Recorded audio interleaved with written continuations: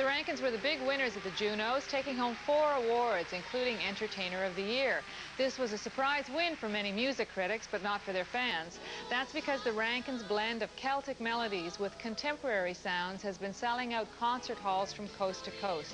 Their most recent album, North Country, has sold close to 300,000 copies on the strength of their hit, Rise Again. I'm heading back to the North Country with the cold wind in my eyes. I'll be there by sunset before the first snow flies. And joining me now are two of the many Rankins, Jimmy and Cookie. Congratulations, you guys. I mean, that was an unbelievable victory. I mean, it's so rare for 4 awards to go to one group. How do you read that? I mean, is this breakthrough time?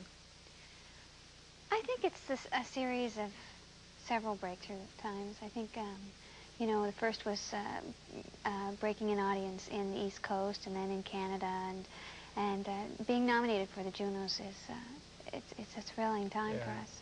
Well, I mean, it's impossible not to notice, too, how much of a role roots music played in not only the Juno program itself, but in music in Canada. I mean, I'm wondering, Jimmy, how is roots traditional music flourishing in an industry that tries desperately to pigeonhole people into, you know, country, rock, pop? And this seems to be existing in between it all. Just seems to be a wider acceptance for roots traditional music. Now, I think people are sort of opening their ears to more diverse sounds. So it's a good time for us. Do you think it has something to do, because, I mean, the themes of your music, family, trust, hardship in some cases, do you think, Cookie, it has something to do with the themes of the 90s, that you've been able to sort of tap into people's needs to believe in something that's strong? Well, we were discussing earlier about people finding their center, and I think this is with any traditional type of music, and that's part of what we do. Finding your center, I think you can do that through music and through roots music, because it's part of being close to the earth or being grounded. That's very much part of traditional, or vice versa. It's very much part of the But you guys have had to fight the you know, whether it's reviewers or the industry that, you know, tries to call you guys a country band or something. I mean, it must be nice to see your brand of music, as wide as it is, recognized as the music of the year. Well, radio, just because of the way it's formatted, they tend to try and put you in slots, and that's just the way it is now. But I think we've sort of crossed over into different areas, and luckily enough,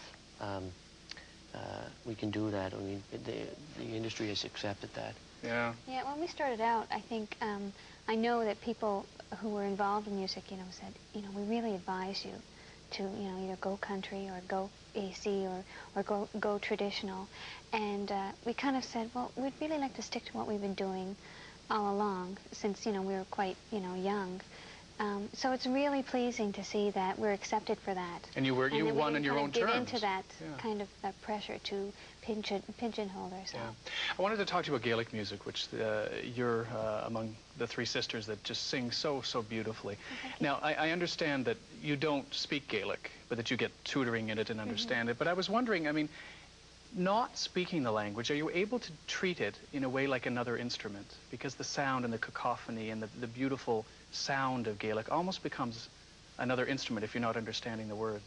Well, we try to pay close attention to the translation. And if you've ever spoken Gaelic, which I know I have be a not. long way off, the sounds of the words are so gorgeous. It just mouthing them is like it's almost sensual, you know, mouthing some of the Gaelic words, because it's a lovely language. So it is a music in itself, just the words themselves. And if you have the translations to work from, I mean, you can do a lot with them. And it's music that has lived through centuries of struggle. And I think, unfortunately, the Gaelic in our community is at its weakest, just because we live in an English world, and it's very hard to survive being a culture with a separate language in an English world.